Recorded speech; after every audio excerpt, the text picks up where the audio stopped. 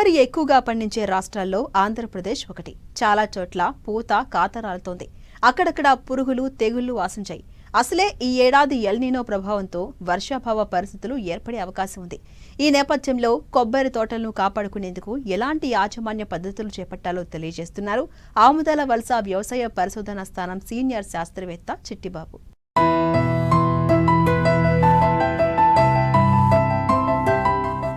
కొబ్బరి దక్షిణాది రాష్ట్రాలైన కేరళ, తమిళనాడు, కర్ణాటక, ఆంధ్రప్రదేశ్లో ఎక్కువగా సాగవుతుంది. తెలంగాణలోని ఖమ్మం జిల్లాతో పాటు ఆంధ్ర రాష్ట్రంలో కొబ్బరి పంట సుమారు 2,60,000 ఎకరాల్లో సాగులో ఉంది. విస్తీర్ణంలో సగానికి పైగా ఉభయ గోదావరి జిల్లాల్లో, మిగిలిన విస్తీర్ణం ఉత్తర కోస్తా, కృష్ణా, గుంటూరు, చిత్తూరు జిల్లాల్లో సాగవుతుంది. ఉత్పాదకతలో మన రాష్ట్రం ముందు ఉన్నా ఇంకా దిగుబడి పెంచడానికి చాలా అవకాశాలు ఉన్నాయి. ప్రస్తుతం తొలకరి ఎరువులు వేసే సమయం కాబట్టి మొక్కల వయసును బట్టి సమతుల్య ఎరువులు వాడితే పూత కాత రాలిపోకుండా నిలిచి మంచి దిగుబడిని పొందే అవకాశం ఉంటుందని వివరాలు తెలియచేస్తున్నారు శ్రీకాకుళం జిల్లా ఆముదాల వలస వ్యవసాయ పరిశోధనా స్థానం సీనియర్ శాస్త్రవేత్త చిట్టిబాబు. శ్రీకాకుళం ఉత్తర కోస్తా జిల్లాలో కనుక గమనించినట్లయితే ఎక్కువగా మనకి ఈ జూన్ జూలై నెలల్లోనే ఎక్కువ వర్షాలు పడుతుంటాయి కాబట్టి ఆ సమయంలో తప్పనిసరిగా ఎరువులు అనేటువంటి సమతుల్య పోషకాలు మనకు అందించాల్సిన అవసరం ఉంటుంది. వీటిలో కనుక గమనించినట్లయితే 10 సంవత్సరాలు దాటినటువంటి మొక్కలకు ఏవైతే ఉన్నాయో వీటిల్లో 1 కిలో యూరియా, 1 కిలో డిఏపి, అలాగే 30 కిలో నుంచి 1 కిలో వరకు పొటాష్ అనేటువంటిది తప్పనిసరిగా వేసుకోవాల్సిన అవసరం ఉంటుంది. ఈ దఫా ఎరువుల్ని 2 సార్లుగా మనకు అంటే జూలై మాసంలో ఒకసారి, అలాగే అక్టోబర్ నవంబర్ నెలల్లో మరొకసారి కనుక వేసుకున్నట్లయితే ఈ కాయలు రాలిపోవడము, పూత పిందె రాలిపోవడం సమస్య బాగా తగ్గడానికి అవకాశం ఉంటుంది. అయితే ఎక్కడైతే మనకి పొటాష్ ఎరువులు సరిగ్గా లభించిన నేపథ్యంలో ఈ కొబ్బరి తోటల్లో తప్పనిసరిగా కాయలు కానీ పిందెలు కానీ పూత కానీ రాలిపోవడం మనం సర్వసాధారణంగా చూస్తూ ఉంటాం. కాబట్టి రైతు సోదరులు ఈ వర్షాలు పడేటువంటి నేపథ్యంలో అంటే జూన్ జూలై నెలలో తప్పనిసరిగా ఎక్కువ వర్షాలు పడుతూ ఉంటాయి కాబట్టి ఈ క్రమంలో మొక్క చుట్టూ అంటే మొక్క పెద్ద చెట్లు అయితే కనుక 5 సంవత్సరాలు 10 సంవత్సరాలు దాటిపోయిన చెట్లు అయితే కనుక మొక్క చుట్టూ 1 మీటర్ దూరంలో పళ్ళాలుగా చేసుకుని ఈ పళ్ళాలలోన మనకి 1 kilo urea, 1 kilo DAP, 1 kilo potash చొప్పున బాగా కలుపుకొని ఈ మొక్క మొదల చుట్టూ వేసుకుని నీరు అందించినట్లయితే కనుక, లేదంటే బాగా తేమ ఉన్నప్పుడు వేసి నేలలో కలిగి ఉండడం వల్ల ఏమవుతుందంటే పోషకాలు సమృద్ధిగా అంది సరైనటువంటి కాయ దిగుబడి రావడానికి అవకాశం ఉంటుంది. పొటాష్ అనేటువంటి సమృద్ధిగా లభించడం వలన ఈ కాయ రాలిపోవడము, తర్వాత కాయ పగుళ్ళు రాకుండా ఉండడము, తర్వాత పిందె రాలిపోకుండా పూత రాలిపోకుండా ఉండే సమస్య నుంచి మనం తగ్గించుకోవడానికి అవకాశం ఉంటుంది. అలాగే చాలా చోట్ల రైతు సోదరులు మనకు తెలియజేసే మరొక అంశం ఏంటంటే తట్టకాయలు రావడము, తర్వాత కాయ పగుళ్ళు రావడం అనేటువంటి సమస్య మనం ఎక్కువగా చూస్తున్నాము. దీనికి గల ప్రధాన కారణం సూక్ష్మ పోషక లోపాలు. అంటే నేలలో ఉండేటువంటి సేంద్రీయ పదార్థం తగ్గిపోవడం ఏంటంటే సూక్ష్మ పోషకాలు పంటలు గ్రహించలేక ఈ కాయ సరిగ్గా తయారవ్వకపోవడము, కాయ పగిలిపోవడము, తర్వాత తట్టకాయలు రావడము, తర్వాత కాయలు రాలిపోవడం సమస్య మనం గమనిస్తున్నాం. దీంట్లో కనుక చూసినట్లయితే బోరాన్ అనేటువంటిది ప్రధాన సమస్యగా మనం చెప్పుకోవచ్చు. ఎప్పుడైతే బోరాన్ పూర్తి స్థాయిలో లభ్యం కాలేదో ఆ సమయంలోనే కాయలు రాలిపోవడం అనేటువంటి సమస్య ఎక్కువ అవుతుంది. అలాగే కాయలు పగిలిపోవడం అనే సమస్య కూడా ఎక్కువగా మనం గమనిస్తూ ఉంటాం.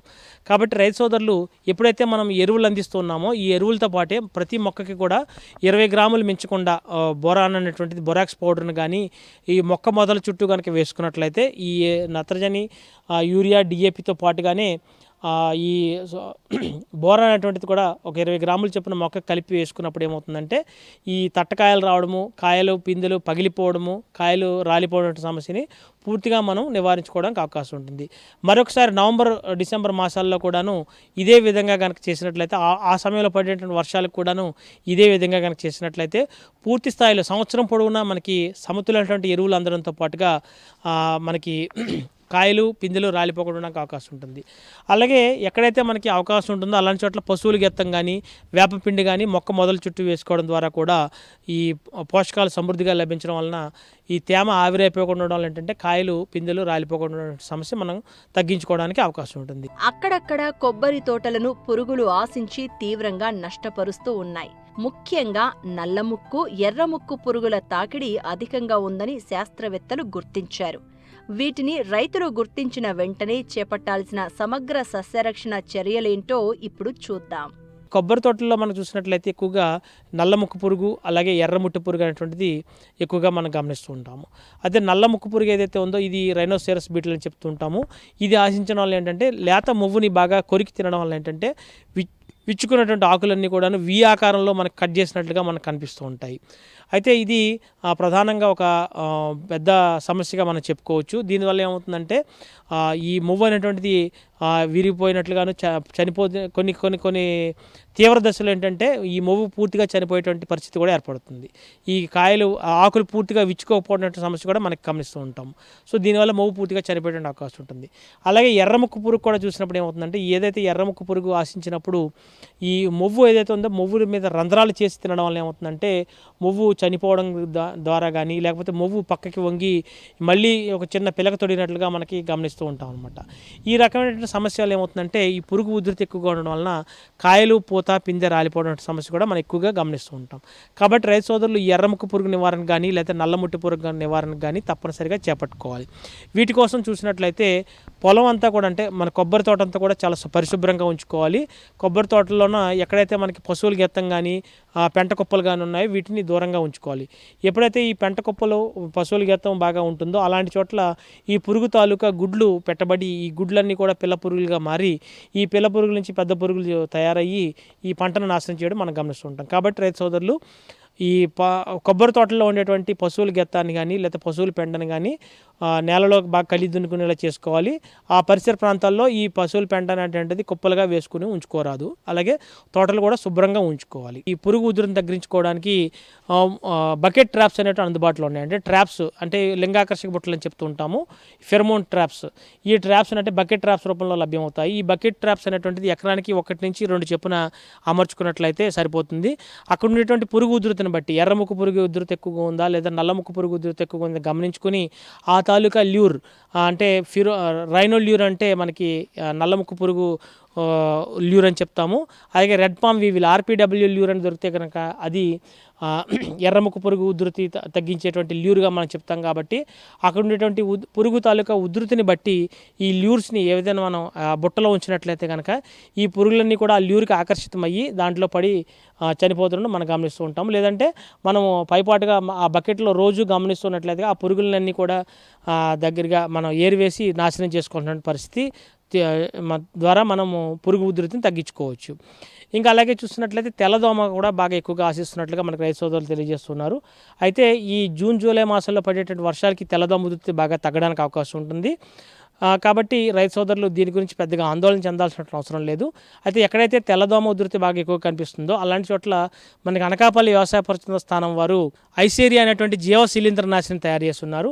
ఈ ఐసేరియా అనేటువంటి జీవ శిలీంద్రనాశిని లీటర్ నీటికి 5 గ్రాములు చొప్పున కలిపి పిచికారి చేస్తూ అంటే ఆకులు వెనకాల భాగంలో ఎక్కడైతే తెల్లదోమ అనేటువంటి బాగా కనిపిస్తుందో అలాంటి చోట్ల బాగా పిచికారి చేసుకున్నట్లయితే ఈ తెల్లదోమ ఉధృతి బాగా తగ్గడానికి అలాగే తెల్లదోమ వల్ల ఏర్పడినటువంటి నల్లటి మసి ఏదైతుందో అది కూడా పూర్తిగా తగ్గిపోవడానికి అవకాశం ఉంటుంది.